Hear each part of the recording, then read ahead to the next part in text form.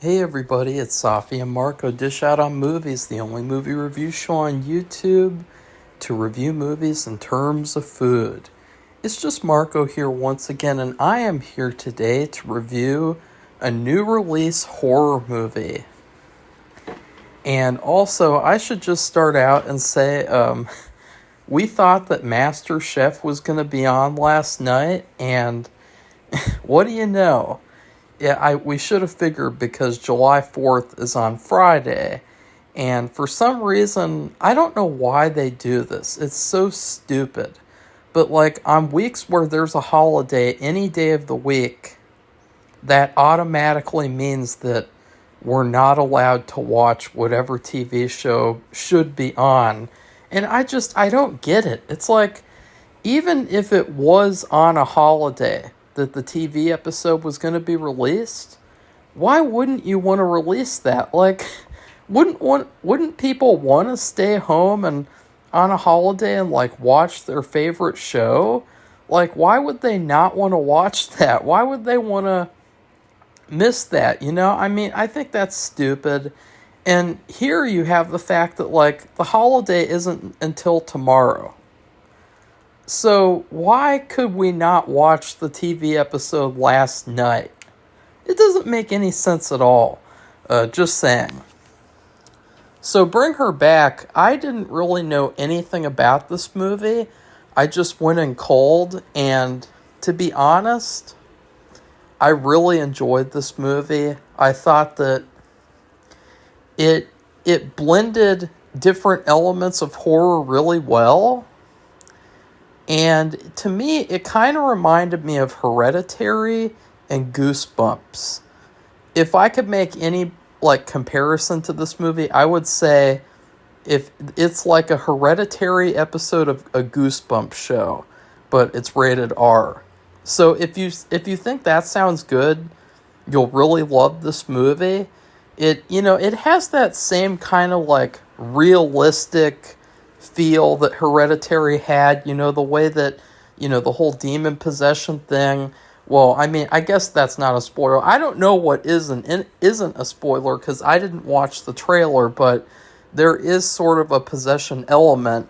And you know what? I'll just go ahead and call this video a spoiler review because I don't want to upset people and, so anyways, this movie is all about this brother and sister, and their dad dies one day mysteriously. And so they have to move in with this foster mother for 3 months until the brother turns 18, and then he can apply for guardianship and they can move away. And the woman that they stay with, she is creepy. She's weird. She's up to something. So you guys see what I mean? That's very much like a Goosebumps episode premise. Like, okay, these kids have to move to a relative's house or to someone like this. She's like a foster mother. They have to move to this person's house, and the person is up to something bad. That's very, very much like Goosebumps. And the first thing that I'll say is that I loved all of the actors in this movie. I thought every single one did an amazing job.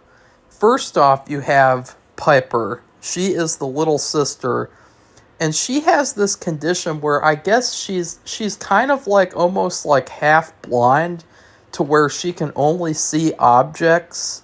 I think like objects in light or something. Like it's a very it's difficult to imagine. And I think that maybe that's one of the things that I would have changed about this movie. It kind of reminded me a little bit of Castle Freak. If you guys have ever seen that, they also had like this, like a blind daughter in that movie. And she of course had to run and escape from the main bad guy. And it was just kind of really anticlimactic. This movie, they did a better job with that. I thought near the end, she does have a little like chase kind of in a fight with the main villain. And it is pretty scary. It's realistic. It's very realistic. This whole movie feels like it could actually happen in real life. And I think that's one of the things that I loved most about it. But I really wish they would have done more with the element that she couldn't fully see. I wish that they maybe like showed her POV and then they edited it to where it looked how she was able to see things. Because I think that would have made things a little bit scarier at certain points. I think that could have been really, really cool. Especially since they kind of did a thing similar to that, but they did it with the brother. They did it with the brother where the brother is taking a shower at one point in the movie. And he sees this figure standing at the shower, and it turns out it's the little brother, which there's a brother in the movie, and he is another, I guess, foster child of the woman, and he is creepy. And you can definitely tell he's the one who's possessed by a demon, and you can tell. I mean, the whole movie, it's like, what the fuck is that? And, every time he comes on screen, you're like, what the fuck is that? What the fuck is he doing now? Oh, there's this one part. It's so disgusting. It's so creepy. It's so gross. I loved it, but I didn't love it, obviously. But you just see him, and he's trying to chew apart this wooden counter or a table, and he's chewing off pieces of the wood and breaking his teeth apart because oh god. And as soon as that came on screen, I saw that. I was like, what the fuck is he doing now? Like every single time. Then there's another the first scene that he's in. He's holding a cat, and he's like hugging it, like giving it a bear hug, and it's like he really wants to eat it, but he's restraining himself. And I was like, what the fuck is he doing there? Because it's just so random. It's so random and so creepy and so good. And that is Oliver. And he gave a fantastic performance.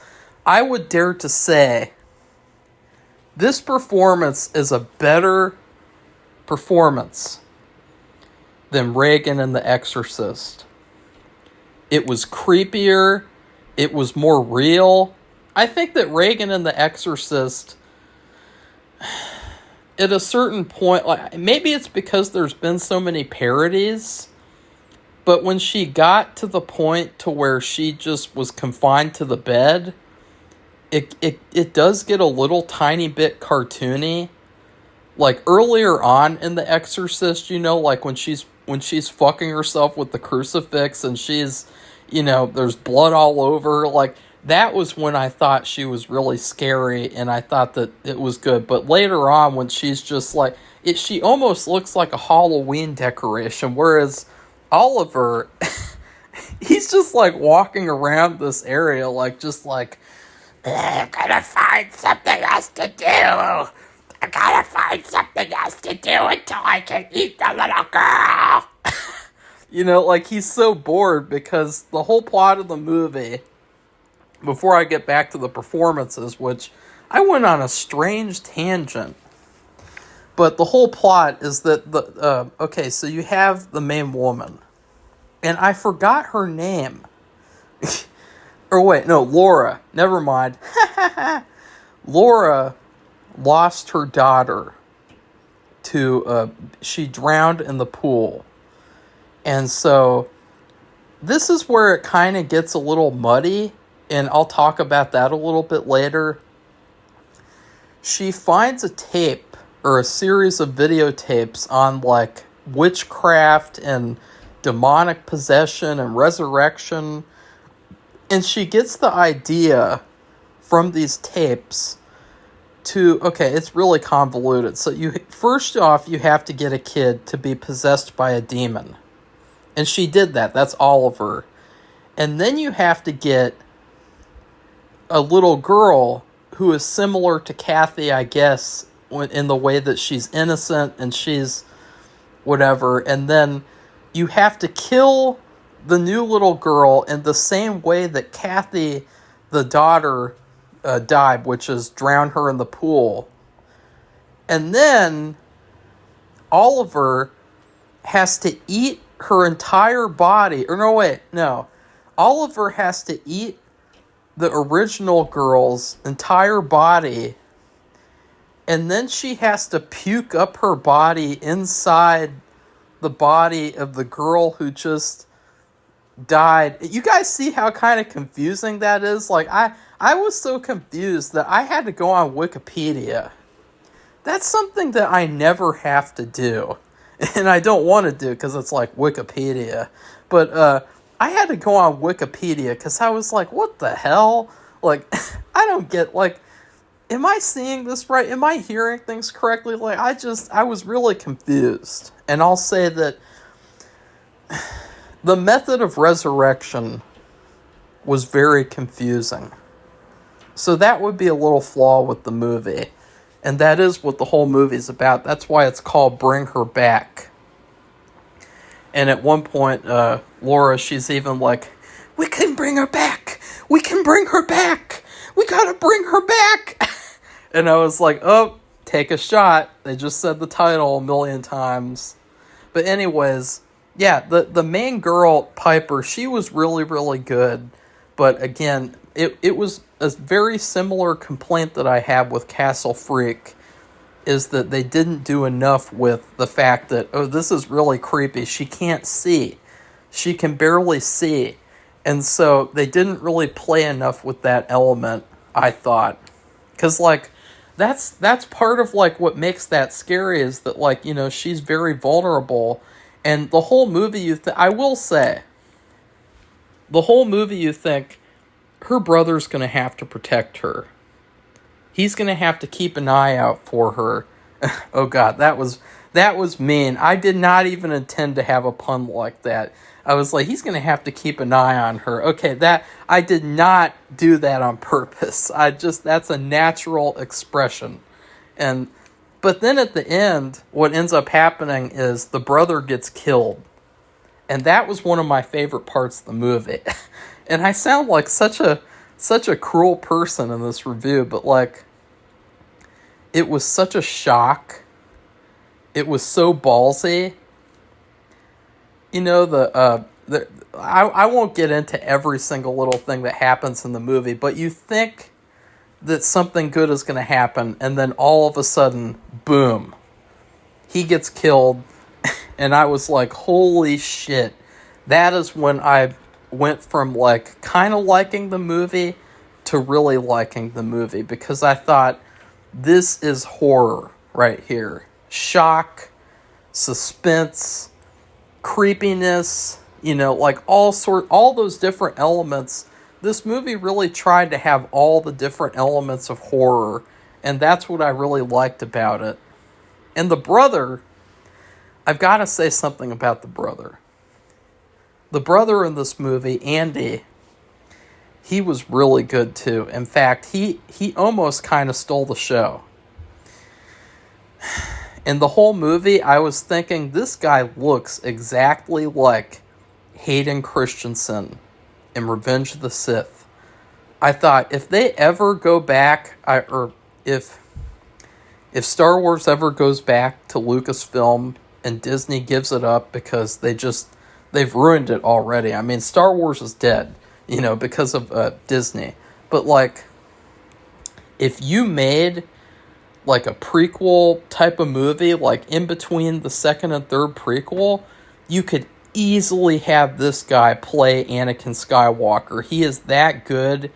He looks exactly like him. Like, there's a certain point where he's in the hospital, and you can just... He emanates Anakin Skywalker. Even to the point... And that's another thing. You know, a lot of people said Hayden Christensen, he was too whiny, which, you know, I mean, fuck off. You know, I mean, seriously, like, he was too whiny. Who cares? I mean, that pales in comparison to the shit that was in the Disney sequels. But, like, this actor, he is able to pull off like a whininess without being Hayden Christensen level. Because there are certain points where he reveals stuff about their past, like about how apparently his dad would abuse him, and he always favorited the sister over him. And there are those certain points where he gets really emotionally vulnerable, and he does a really good job at it without making it seem like, oh, he's just being a whiny little girl, he's being a little bitch, like Hayden Christensen. And so I would say, like, I hope that this guy gets more movies, because I hope everyone in this movie gets more movies, but, like, he has leading man persona, to be honest. He easily needs to be, like, a movie star, like a leading man. He almost has, like, a bit of a Robert Redford vibe, too. The way that he's kind of rugged, he's kind of 1970s-ish, and so I hope that he gets more like leading roles. And then let's talk about the main villain of the movie, Laura. I think that she was in Shape of Water. I'm not too sure because I haven't seen Shape of Water. I don't really like Guillermo del Toro's movies at all. I think that a lot of them, they kind of just look like they're all style over substance. Even with the new Frankenstein, like, I know that I'm probably a little biased because I am making my own version of Frankenstein as well, but it might not even release this year. I might have to push the release date back again. I don't know. It's really hard. I don't think that I should even put out a release date until I actually finish what I do. Because with County Fear, I'm done with that. It's a short film. And I could really release that at any time that I want to because it's all done, basically, except for music and a couple other things. But, like, yeah, okay, back to this movie. But with Guillermo del Toro's new Frankenstein, like, you look at the pictures and you go, like, yeah, this is really pretty, but, like, what's the story? Like, what is he bringing anything new to the Frankenstein story, or is he just dressing up the Frankenstein story with pretty pictures, pretty cinematography, pretty set design, pretty actors? Is he doing anything new, or is this just the same old shit? Because they did that with Nosferatu last year, everyone said, like, oh my god, that's the greatest movie I've ever seen. And literally all it was just the same old shit dressed up with the Robert Eggers aesthetic. There was nothing new about it, except for they gave Nosferatu a mustache, and then they had a shitty intimacy coordinated sex scene at the end that looked really fake and phony, and it looked like shit. And so there was nothing else new that they added to that movie, and people acted like it was the next coming of Christ or something in the horror community. And so I think that that's what the Frankenstein movie is going to be. It's going to be just a dressed up version of what we've already seen a million times. But anyways, back to this movie. Sorry. But the mom in this, Laura, she's really good. And you know how I've said before that I really like reluctant villains? I really like villains who are just like regular people, but they're kind of forced into being villains. They're kind of like in a Falling Down with Michael Douglas, like characters who don't want to be a villain, but then they just become one with the actions that they do. And so it's really tragic. But at the same time, it kind of raises the stakes because it's like you don't want to see bad stuff happen to this character versus the hero. But in this movie, you kind of do because she is evil. And so another thing that she does, she gives out a really good performance, by the way. But another thing she does is that for 20 years, she worked in child services. So she uses that experience to manipulate and turn these two siblings against each other. And they only do that a little tiny bit, but it's really, really, really gross and hard to watch, because at the beginning of the movie, they had such a strong bond, and they were really, really like, it was really, really hard to watch when she did that. And so she really, it was almost like the tragedy with her own daughter. It completely destroyed her. It turned her into a villain, because she's so like overwrought with grief that she just has to do what she's doing now, even though she knows that it's wrong and she knows that it's crazy, but she's doing it all for the sake of her goal, her end goal. And that's just what makes her that much more dangerous. And yeah, there's even a part in the movie where another child services woman comes to investigate what's going on. And it's really interesting, because usually in these horror movies, what happens is they don't find anything, and then they leave, and then it's like, ha ha, they got tricked, by the villain. But in this movie, at a certain point, the child services woman is like, uh-oh, there's something bad going on here. And, because she sees that, like, the mom, her arm is, like, bleeding all over the place because Oliver bit her arm because she's so hungry for flesh. And it's funny because Laura, instead of hiding it and being like, I did it by, I was cutting the grass, and then the lawnmower just teleported to my arm, and it cut my arm a little bit. And instead of doing something like that, she's like, listen, you gotta listen to me. We can bring her back. We can bring back my dead daughter. She just goes crazy. But it was so realistic in the way that it's like, yeah, at this point, she's so convinced that what she's doing is okay because she can, quote unquote, bring back her daughter, and she thinks that it's all for her, her good plan. But, it's like clearly like she's crazy. And so that was funny. And I thought that was kind of a good subversion of what usually happens in these movies where, it just, the same old thing happens. Like, okay, the authority comes, they see that nothing's wrong, and then they leave. It's just really, it's gotten old at this point, and so I like that they spiced it up in that moment. And so, yeah, I'm trying to think of other things that I could talk about.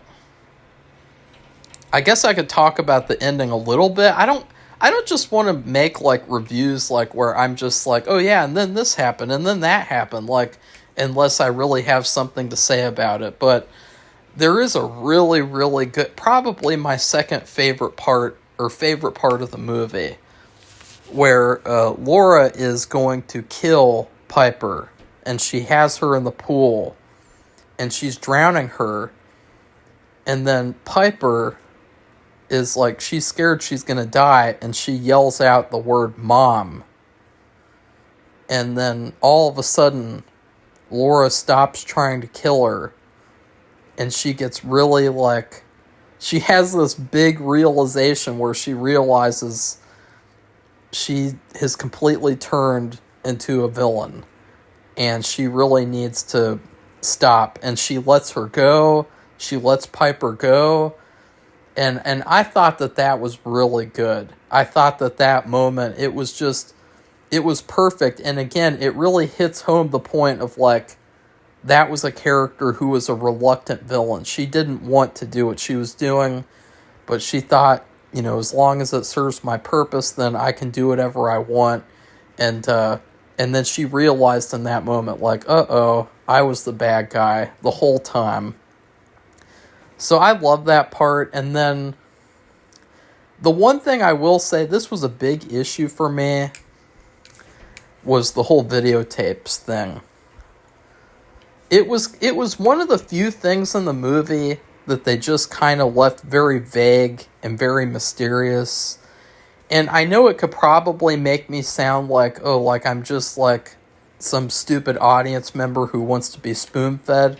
But it's... Where did she get those videotapes, you know?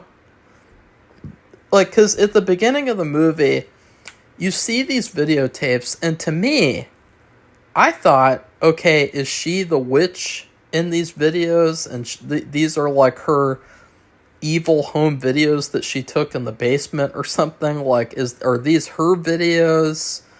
And it's almost like she's forcing like Oliver to watch them or something. Like, that's what I thought was going on.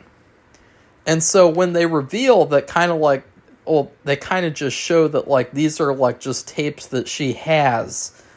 It's like, again, like, where did she get these tapes? I want to know about the other people in these tapes. Like, there's other people in these tapes. There's this big guy, and he puts one girl on like a meat hook and shit, and there's this other like witchy looking girl. It just, I want to know about these guys. I want to know about like, what the hell is up with those tapes? Where did she get the tapes? I wish that they would have just had like one moment where we found out like how she got the tapes, because that was the big problem that I have, was that you can kind of leave it mysterious, but like it just kind of felt like so convenient that like she was able to find these tapes that showed you directly how to resurrect a dead person, you know, out of all things. Like, what if she found a series of tapes and it was just all a bunch of witch stuff and they didn't have anything about resurrection? Like, that could have been entirely possible too. Or what if she just found a bunch of random tapes and then maybe they were all like recorded over or something, you know, but you saw little glimpses of like witch stuff, you know, like, so you saw like Caillou, and Caillou is like, "Mommy, I'm gonna throw a temper tantrum and then I'm gonna hit my sister." And then you in between Caillou, you see like little glimpses of like, you know, "Your mother sucks cocks in hell." You know, you see like a bunch of little glimpses of that, and it's like, what the fuck? You know, like, that's realistic. You know, I'll tell you guys this. My brother, he shot this home video for school. It's one of the few, like, movies that he ever made. It was like this little tiny 5-minute short film. And part of it, like, at the end, it just started getting recorded over by someone else in the house who wanted to watch like a race car event, some stupid NASCAR thing, which, like, fuck car racing stuff. Like, I despise car racing, okay? I despise the sport. I like just casual car racing, but I hate the sport. But like, yeah, but like, that was taped over at the end, and like, so it's entirely possible that I mean, even if like, I mean, just think about like witches and like evil like cult people. Like, it's totally possible that they would be like, "Oh well, I want to record this episode of Caillou," and so they just record Caillou over their witchcraft stuff. But yeah, I had a big problem with the fact that we didn't know where those tapes came from, and she just so happens to have them, and they just so happen to be about resurrection. And then again, I didn't like how complicated the resurrection ritual was. I thought that it was way too complex. It was way too, like, bizarre to kind of understand at first glimpse. Like, it should have been just a little bit more simplified, you know? Like, maybe, I don't know, like, I don't know. I'm not going to come up with it. I'm not the writer of this movie, But just, kind of just simplify it down a little bit.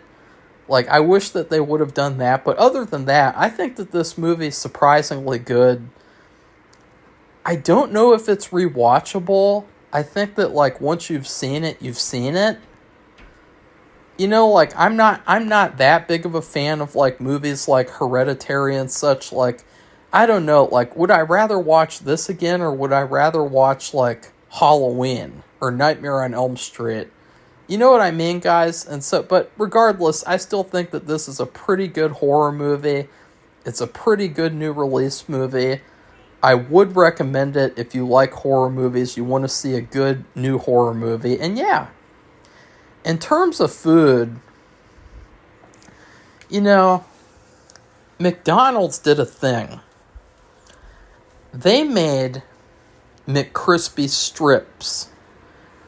And, people usually don't go to McDonald's for the chicken unless they're getting the McNuggets. But these chicken strips, I was really, really interested in trying them.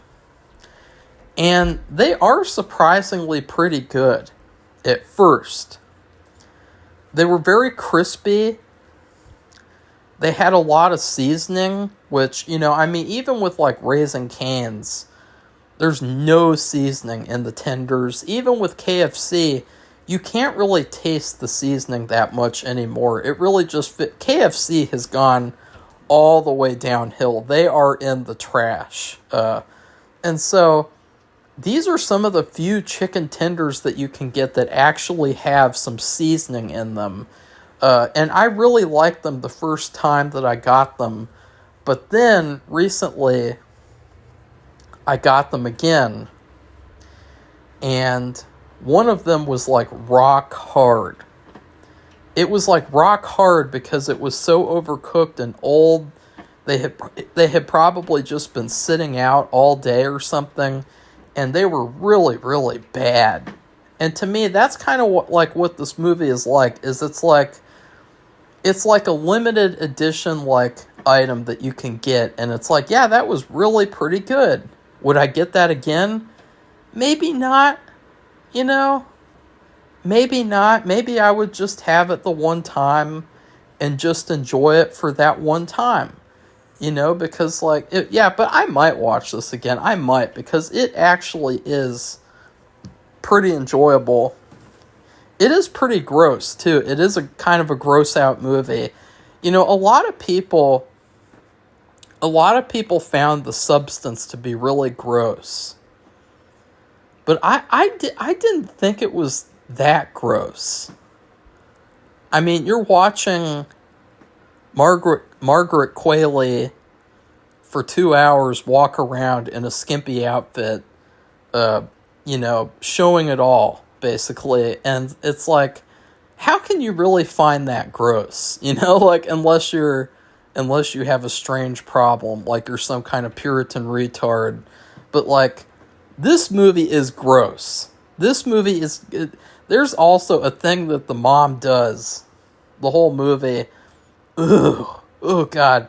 She takes a wee-wee in a big measuring cup, and then she pours it all over the pants of the big brother to make it seem like he's wetting his pants every night. And, oh, God, that was gross. And so, yeah, this movie's got it all. It's very gross. It's very, very much like... It's I would say, if enough people like it and if enough people see it, they might even call it like a horror classic. Like, people loved Hereditary, and honestly, I hated Hereditary. I didn't like it at all. I thought it was boring as hell. And so, if people liked Hereditary enough to call that like a modern horror classic, then people probably should call this one a classic too. Because this one is better than Hereditary. It has better performances. I think that it's scarier. I think that it's grosser.